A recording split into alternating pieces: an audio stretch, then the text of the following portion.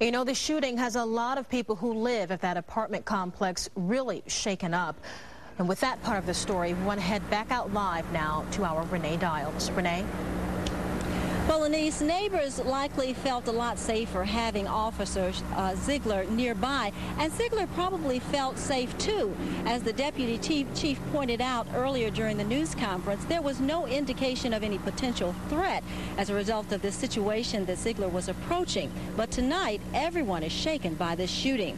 Fox 10's Hal Sherrick talked with some neighbors, including one who tried to help. A black wreath hung from the office door at Tyler Ridge Apartments today, a reminder of the tragic shooting that happened here Tuesday night.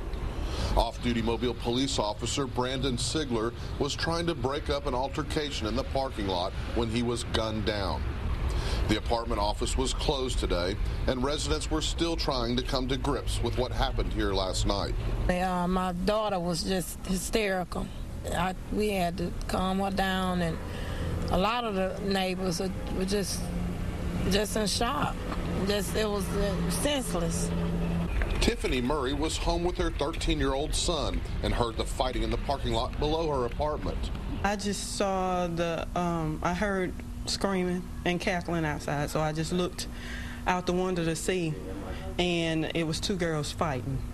According to witnesses, Officer Ziegler was in the process of breaking up a fight here near the front of the apartment complex.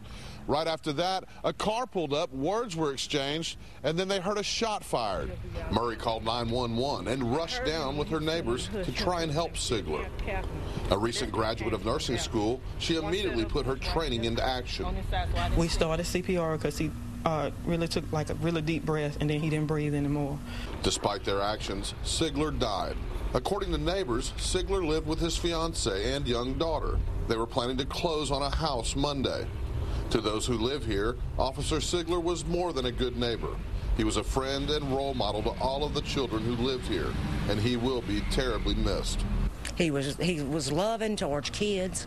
He had a big heart, and he was a real caring guy.